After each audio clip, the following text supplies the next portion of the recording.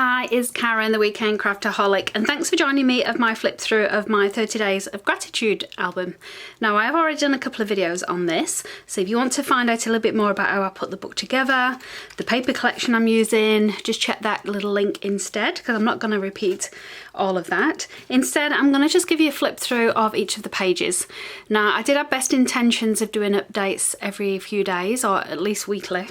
That went by the wayside. So I'm going to quickly go through all of the pages now for you. So before we start, you can see I just made this book myself. All the details are in the first video, and use one of my stamps just to give my title on the front. And it's a Magical Forest collection that I'm using. So I started off with just like a little bit of a, I don't know what you call it, like a quote page, just a front page.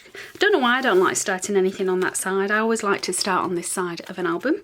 And as you can see, this was day one, and of course this symbolises my gratitude for my family. So I've got a nice little picture of all of us on here.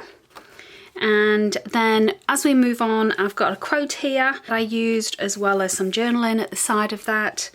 And day three, picture of my son with some more. Now I've used this method quite a lot, this hidden journaling, with this little, using some of the ephemera and just using washi tape just to kind of hide it, but flip it up if you want to be able to read it.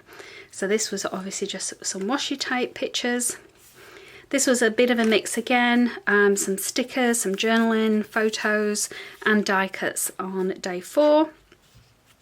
Day five, again, I got this gorgeous photo of these flowers that I got delivered, and this time I did decide to add some extra stamping on the background, just to accentuate that little sticker that I'd put on, as well as the stamp.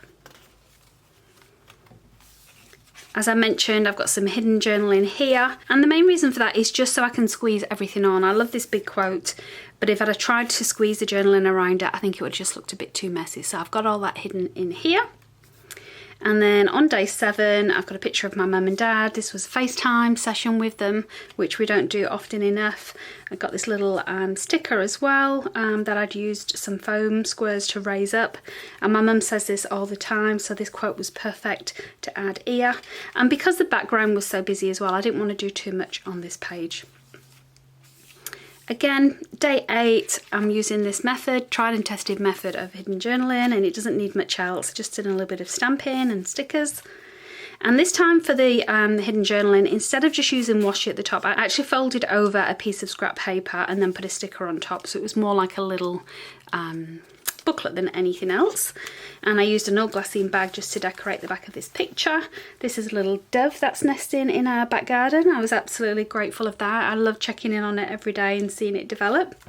So that was my gratitude for the day 9. And then this time I'm using a little book method, so flipping it that way instead. And you can see I decided to add lots of little stickers as well to these wash marks on the background. 11th of November is Remembrance Day for us here, so this was obviously something that we should all be grateful for and always remember more than anything else on this day, of the people that sacrificed for us. So this was, again, very basic layout, some stickers. I thought this looked like a bit like a kookaburra, so I thought I would add that on there as well. Day 12, this is just a picture of my front garden. It's looking great now. Summer is coming towards the end of spring. So I did little flowers and a little cricket. But definitely grateful for being able to sit in my front garden in the mornings when I'm having my break from work. Day 13, another little flip trick with journaling, and again some more stamping here to add to this background paper as well. On the 14th, a photograph of me and my daughter, again with some ephemera just stuck on, and I have these chipboard pieces as well from Kaiser Craft that I included. And day 15 was actually a quote, and then I'd actually stamped on this kind of tracing paper type vellum. I managed to put those along the side. More flipping, more stickers, it just makes it nice and quick. And then here my book started to fall to bits, I think, with all of the thickness of it. You can see it is quite chunky. So I added that extra washi tape just to give a bit more strength, as well as this sticker. And again, more hidden journaling, and this time I thought I'd put a sticker underneath that so you get a nice little surprise when you flip that up. Another photo, this is my son and my husband going for a walk with the dog, and again this raising it up using some foam squares at the back. Then I found this quote online, I absolutely loved it, so I thought that I would include that. We're having a bit of a tough day, so I thought that was worth remembering. And then on the 20th, we actually went out, believe it or not, for the first time in about 8 weeks. So that's why I'd got the little Let's Play, and I love this paper. Just that foiling effect, I hope it's coming through on camera. I just include it for the sake of it. Got all our little names here to symbolise these little images, and that was all I needed. And then on the 21st, we had a FaceTime session with some of our friends in the UK. They're in lockdown. We're very fortunate in Western Australia not to have many restrictions in place. In fact, things are carrying on as they've always been. We just had 3 weeks of restrictions, and since then things have been great. Obviously still maintaining physical distancing and good hygiene and so on. But for friends and family in the UK, it's been a really tough time. So this was a FaceTime. We'd spent 2-3 hours talking to some good friends of ours. And then on the Sunday morning, this was on the 22nd, this is my little niece. Obviously she's filtered. I don't know what she's used, whether it's Snapchat or Facebook, but we were messaging very, very early in the morning for her because she just couldn't sleep. And I absolutely adore this. It was a great hour or so chatting to my niece online. She's only 10. For the 23rd, again, I've used the flip method for my journaling, and this time I did a little bit of doodling as well around the edge. Just felt it needed something because this page was so busy. And then on the 24th, this is my daughter at TAFE. She's doing assessments in beauty therapy, so I thought I would include that picture of her with a little quote.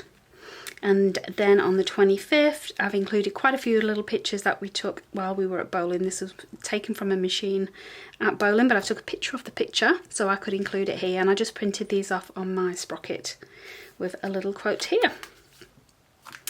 Another quote that I used on the 26th, so that was nice and simple. Again, lots of just black ephemera on here.